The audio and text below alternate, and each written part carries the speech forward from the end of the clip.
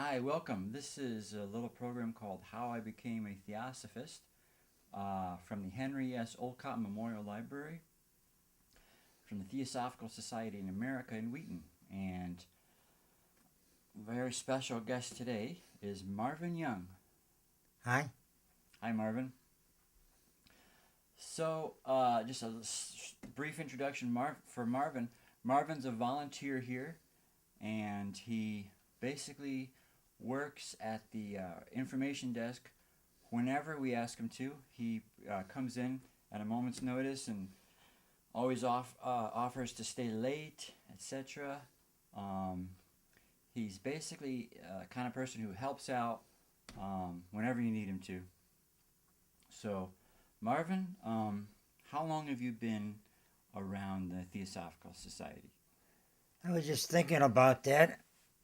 I think probably between 15 and to 20 years, but I'm not absolutely sure about that. Okay.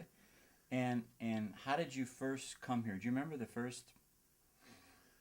Well, I first became aware of the TS with a Chicago Tribune article about the library.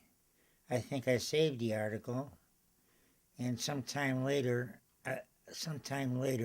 a lady asked me to take her to a lecture here on runestones. Hmm, Uh, at that point, I became hooked. you became hooked. And do you have any sort of favorite books in our library that you like, or any theosophical books? Probably too many. Okay. Yeah. Blavatsky writes some very good stuff. Besant really impresses me. Um, my hero, though, the person who probably inspired me more than anyone else, is Joseph Campbell. Yeah. And an early series of his, I think back in the 80s. Really, I really connected with it. Everything he said just made perfect sense to me. And would you say you've always had a kind of spiritual path that is esoteric, or it's a little bit different than maybe many of those around you? Probably, but it's hard to define because even when I was younger, I probably didn't know what it was. Right, I had experiences, but I had no idea right. of realizing just what I was experiencing. And it's not to embarrass you, but it seems that kind of selflessness or service is a part of your life. Is that accurate? I know it's embarrassing. Uh, I know that's a hard question to answer. It's basically more about getting out of myself. I just feel when I do things outside of myself, I kind of reap rewards from it. Yeah, yeah, It makes me feel better. yeah. And I do feel very comfortable at the TS. Have always felt very comfortable here. Why? Why do you think that is? I wish I knew. I do know we turned off of Main Street and came down that long path road to the building. It was almost like a mystical experience the first time. Hmm. I was really in awe. Uh, just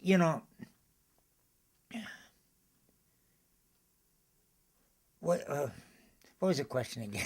Well, the question is why? Why? I mean, do you think there's a why do you feel comfortable, or is it just the Oh, energy? Or no, it's just probably the energy, if you want to put it that way. yeah, I've always felt out of place in the world.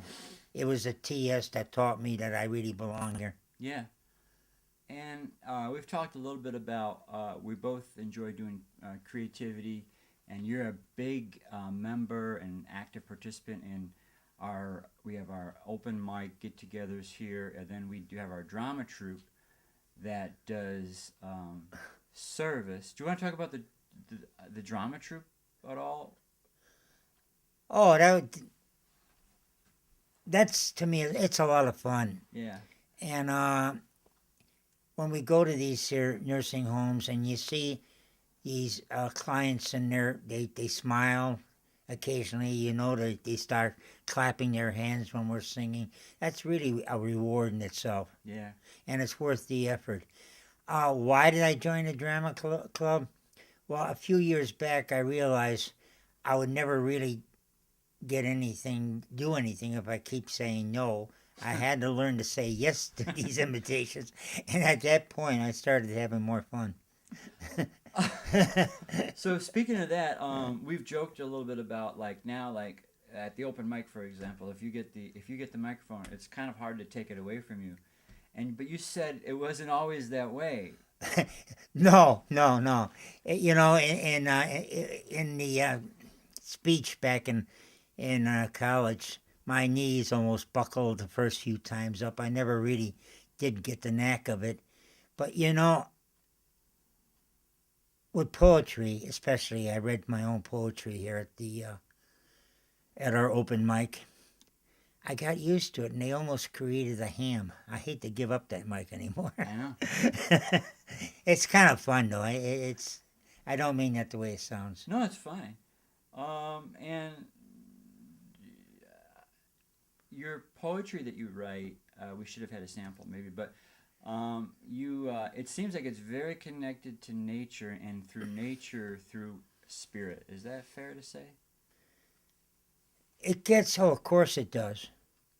I firmly believe it's all interconnected. That's my belief. We all, humans, the animals, the insects, the plants, we're all connected on this planet. It's funny how that went. I was very much interested in nature, but I read all nonfiction nature when I was somewhat younger. But it would always lead back to people, and I never knew how to make that connection. Yeah. But it was through the Theosophical Society that I found ways of making that connection, generally through meditation. Mm-hmm. And we've talked a little bit about how creativity and that book, The Artist's Way, and that kind of method help to unblock some things and free you up or make you feel more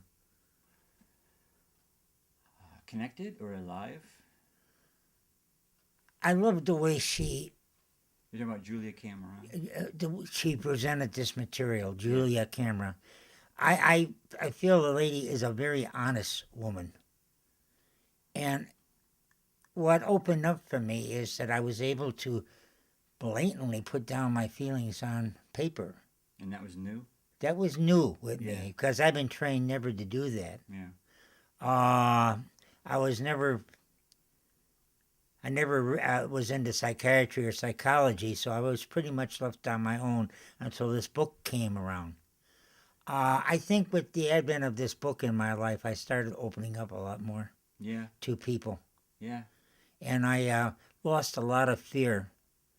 I realized today that even here at this microphone, I'll probably make mistakes, but it's okay. And I don't mind making mistakes anymore. And do you get a sense of joy from your writing and from the creativity? It makes I'm joy might be a bit of a reach, but I do feel more comfortable when I'm writing, Yeah. and I feel very uncomfortable when I'm not writing. Huh. It's an addiction to me today. I have to write. And so what did you do before, say, you found the Theosophical Society and before you found creativity? How did you feel? Well, not much of a direction.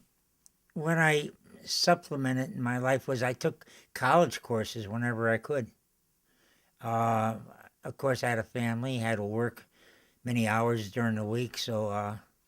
But what spare time I did have, I took college courses. I read books. Eventually, I graduated with a college degree. But,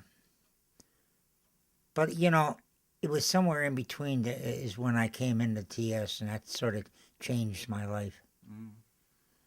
It gave me some more purpose. What do you do when you're in a bad mood? Do you, Well, I realize I'm in a bad mood. mm, I really don't like taking my moods out on other people, mm, especially if I'm in a bad mood. yeah, Uh, I try to check myself, and and if I do offend someone, I apologize immediately. yeah, I don't like. I mean, it's bad enough having these bad moods myself without having to share them with other people. They don't deserve it. yeah, yeah. And no, I'm comfortable with my attitude about this. Um, do you think could you sort of define what this say this organization means to you, what the Theosophical Society means to you? Well, it it lets me go into directions that I wouldn't normally go into. It's the great enabler for me. They allow me to study the subjects I want to study and do the things I want to do. I don't think I ever would have gotten into poetry without the Theosophical Society. It really taught me that I had a voice.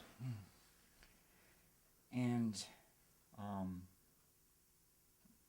do you think what to you is? I mean, it's a very abstract term, but what to you is spirituality? Oh, interconnection. Interconnection. That's what people. Yeah, But I feel it more in nature, yeah, usually. But I do feel it at times with people. yeah, Uh, it's a nice feeling when I connect. yeah. Or when they connect with me. It's a real feel good all over sort of feeling. Yeah. Are there any things you do in particular to help you feel connected? Oh, well, I try not to disconnect from people, basically. Yeah. Uh, in other words, and this is kind of a funny story. I had to teach myself how to smile, so I used to stand in front of a mirror and smile, and I just roll that over to people when I meet them on the outside. I just smile at them, Yeah. Yeah. and but the thing is, I had to train myself. Actually, it sounds reasonable. Um, so what would your like for this society? What would for the Theosophical Society in the next 10 or 20 years? What would be your ideal goal for what the society might do in like a perfect world? In a certain direction. The only direction I can see for the society, or for myself for that matter, is to just keep an open mind all the time, no matter what. Yeah. Try to stay open. It's so easy to close up today in this day's society. Uh, we can't afford to do that.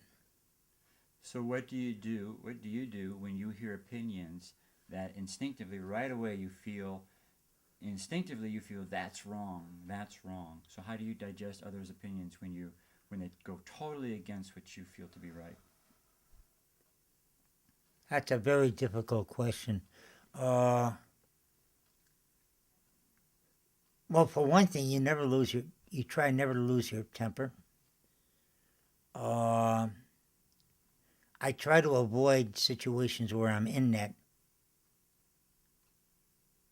particular situation. It's not always easy. I my thinking is not the norm. I know that. One estimate I saw about people, maybe like myself, 25% of the population, maybe. We like to ask questions. Many of my family members don't like questions, and I usually have to walk a tightrope on this. Uh, I, for one, accept other people's religious and political thinking. I just feel I'm entitled to mine too. Right, This is not always the case. right. So one has to learn to be quiet. I don't speak up like I did when I was younger. Why? Well, I just don't feel I have to anymore. Mm-hmm.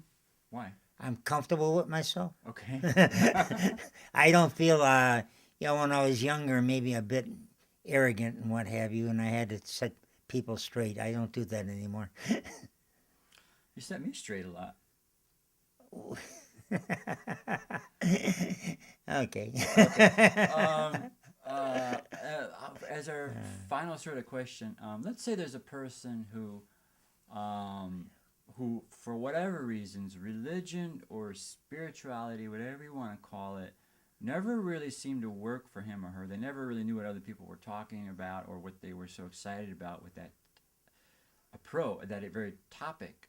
And but now they're at a point in their life, at whatever age, for whatever reason, where they're starting to say, um, "Hmm, maybe there's something out there for me." What would you recommend to somebody who's sort of new and they've just sort of opened their mind, like you were talking about?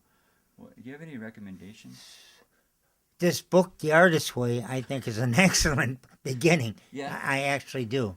Okay. What I am looking for is a more spiritual approach. I have for many years, even though I didn't know it. I was also the type, when I ran into a word like spirituality, metaphysics, and what have you, I look it up in a dictionary. Yeah. As far as I can tell about these two terms, is one church, the Roman Catholic Church in particular, really don't like to touch these topics. That was the research I found. They really didn't like to approach these topics. Okay, all right, but what we're saying is, so what would you then recommend to somebody who says, I've got an open mind now, I don't know where to start, but I want to approach this thing people call spirituality. Well, as I said, the Artist's Way is a good way. The Theosophical Society, to me, is the organization to join. I'm pretty prejudiced about that. Yeah, Uh, and what do you think an Artist's Way would do for a person who's just sort of starting to maybe open their mind, or I mean, that's an awkward way to put it, open your mind, but somebody who says, all right, well, I want to try a new approach, and what do you think the Artist's Way might do for somebody? well, there's really no one way, but Yeah. if one is fortunate, one might discover a direction to follow. Yeah. And this can come from the morning pages, and this would come from inside. So what would happen at that point, you may discover a direction for yourself that comes from within yourself, instead of being told by someone outside. I think that's a valuable lesson one can learn. And then, I guess I lied. I've got one more final question. For the drama troupe, you're always asking for a bigger part, a bigger part. When? So what would be? I mean, let's just commit it to record here. What is the part that you want us? What play should we do that would best feature your thespian potential? Ooh. I don't know. I think I might like to try. There's a few heroes in the writers that I like. I would like to try something. I know it's not like that, but I would like to play like John Muir or maybe Charles Darwin for a bit. Oh wow! So that's a far cry from your usual role at the Children's Corner. Yeah, my clown. Your clown. But you have got that one down. So yeah, maybe now it's time to stretch a little bit. No, these people are my heroes. John Muir. Yeah. And he got his start just north of here in Wisconsin. And John Muir, of course, was the switch-hitting first baseman for the Cubs, who almost put No. He was the founder of the Sierra Club. But he was a real champion for nature. Oh yes, yeah, definitely. Yeah, definitely. He went to the University of Wisconsin. And speaking of which, your poetry book that you wrote with your partner Carolyn was featured at the local Arboretum. Yeah, it's still on the shelves over there. Yeah. 4 copies left. All right. Well, Marvin, I really appreciate you being here. I could have embarrassed him more. He's got a lot of really good, positive, selfless service type qualities. So we're happy to have you around here. Grateful. It's a privilege to be around here. Believe me. Marvin, Thank you. so stay there. We kind of have the commercial already in what we did, Hmm. but